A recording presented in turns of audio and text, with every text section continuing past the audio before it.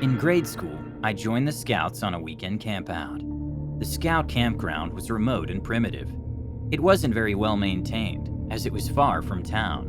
What facilities existed were in poor condition. The toilet is a falling down outhouse that is just barely usable.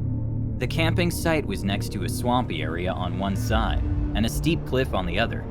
Even as an 11-year-old, I thought this place wasn't such a great campsite. After arriving, we set up camp, and then as a group went hiking. We kept busy all afternoon, and everyone had a great time playing together. Dinner over the campfire was fun, and we sat around laughing when someone suggested we play the dare game. As a new member, I was elected to be the first to take a dare. I thought it would be no different from the dares we did at school, as a test of courage.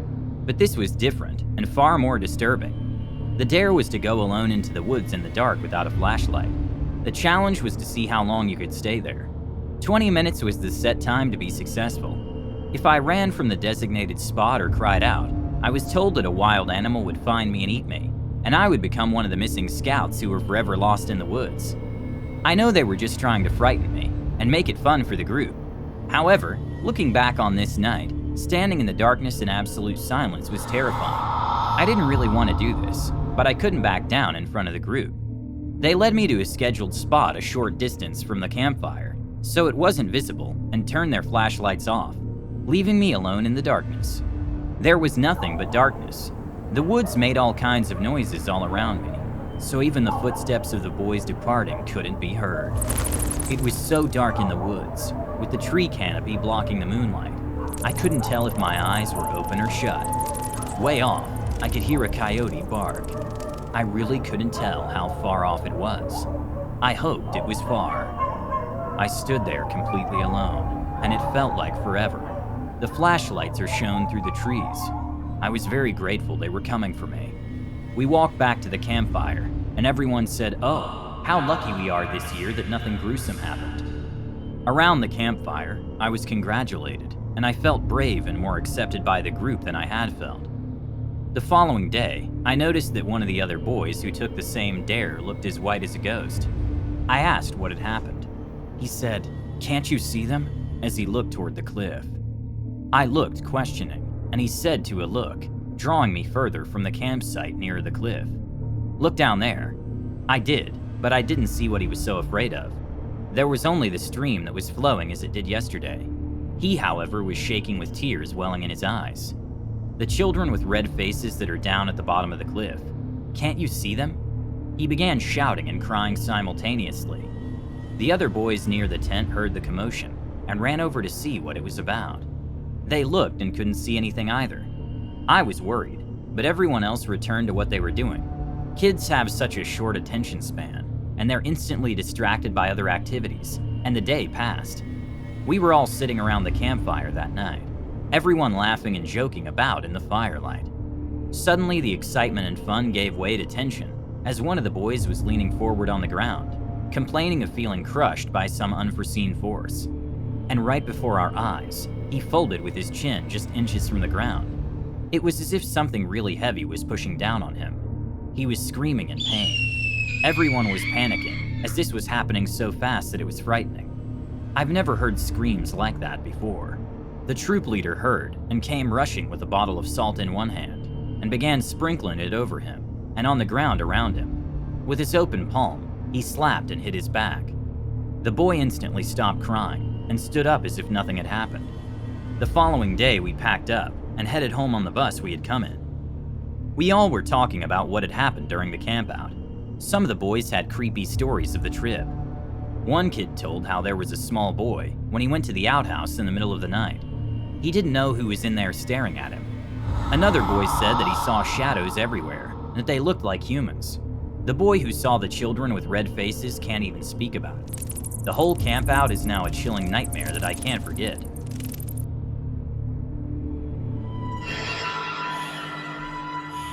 This true scary camping story took place when I was in high school. Several of my buddies and I went deep woods camping in northern Maine, near the Allagash River. It is a dense wood in this part of Maine, and few people are ever around, especially in the off-season as we were. We were joking around after having cleaned up dinner and enjoying the warmth of the campfire when there was this enormous crash. It sounded like a tree had fallen close to our campsite. We all heard it. It wasn't just me. Since it sounded close to our tent, we grabbed our flashlights and searched the area.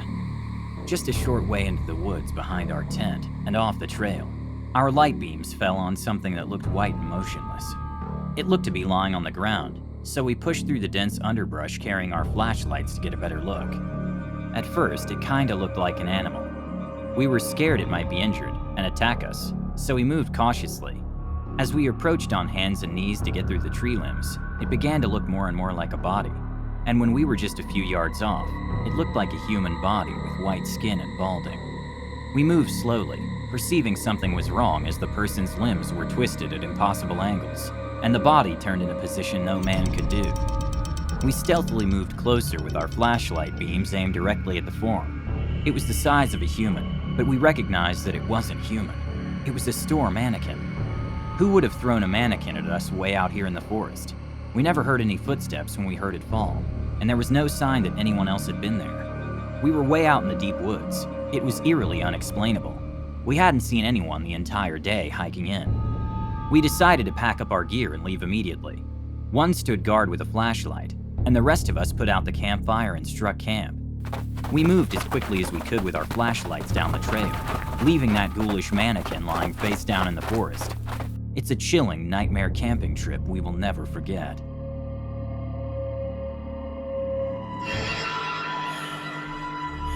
Annually, my dad's family has a camping adventure together.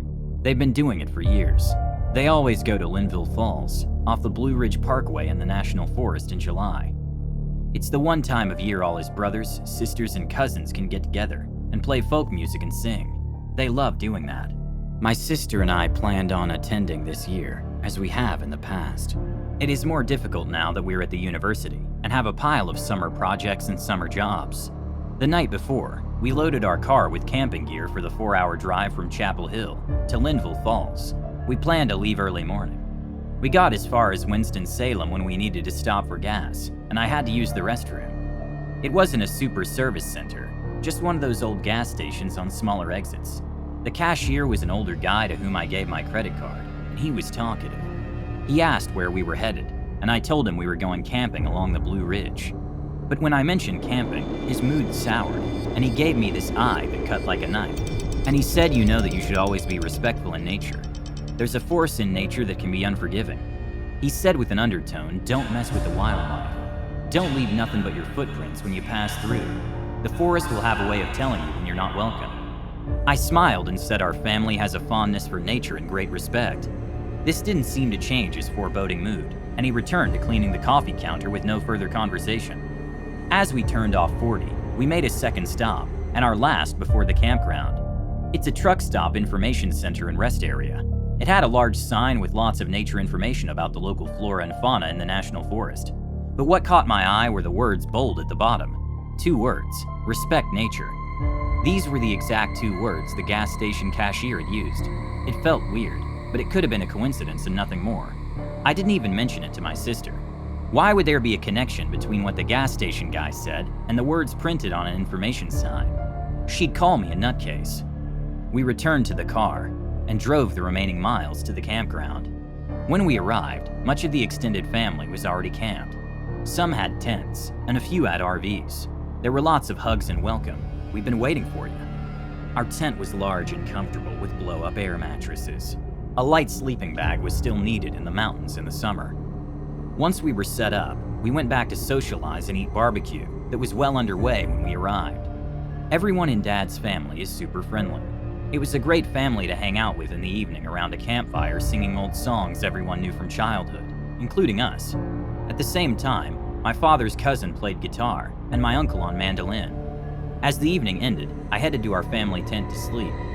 A dead bird was at the entrance to our tent lying in the grass. It smelled and had flies on it, as if it had been decomposing for some time. But that was impossible. We had just set up the tent a few hours earlier. My sister was grossed out, and Dad got a shovel from his truck to move it into the woods.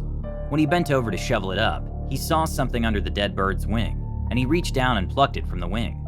It looked like a rolled piece of paper, but when I asked him about it, he brushed it off as nothing. I started to ask more questions about the bird, but he gave me a look in his eyes. I became edgy because Dad was disturbed by what he had found. At dawn, the campground began to rise and move about. There was a lot of talk over morning coffee that someone walked about the camping area all night. All the relatives complained of hearing footsteps outside their tent. They wanted to know who had insomnia or was a sleepwalker, but no answer was found, and no one admitted to being up walking in the dark. The second night, we were all asleep when I was awakened by a whispering. I listened really hard, and it was my sister. She was reading from memory the wildlife sign aloud in a whisper. I was sure it was the same sign we had read at the rest center before reaching the campground. She recited it word for word, and that really spooked me. At dawn the following day, everyone was busy rolling up their tents and packing their cars to leave. My dad told me in a rather stern voice, "Pack our gear as quickly as possible." The look in his eye told me not to ask questions but to get a move on. My sister and I drove back to Chapel Hill, and Dad went to his house in Dayton. I still had no idea what had happened, so I called Dad on a video call that night. He said he knew I'd call. Everyone was freaked out, and there were still no good answers, but here's what he knew. There was a note under the dead bird's wing the first night, and he read it. It simply said, "Go home." He thought it was a prank by one of his southern cousins, because they always teased him about being a northern Yankee, so he just ignored it. I asked him if he heard my sister sleep-talking the second night. He gave me a perplexed look and said he hadn't heard her, but he went on to explain what disturbed the entire extended family and caused them to decamp and ditch the campout so abruptly. The cousin whom he had suspected of the note planted on the dead bird had gotten up pre-dawn to take a whiz and had stumbled upon a dead deer next to the glowing ashes of the campfire. The cousins woke my dad, and the two moved the deer so the rest of the extended family wouldn't have to see it in the morning. It was daylight, but still before sunrise, so they woke the whole family, and everyone decided to leave, especially when they heard the worst part. Whoever had left the dead deer by the campfire had also carved into the flesh a message. It appeared that someone carved the message while the deer was still alive. Clotted blood formed the letters more than cuts gashed into the skin. What was carved was just two words: "Final warning."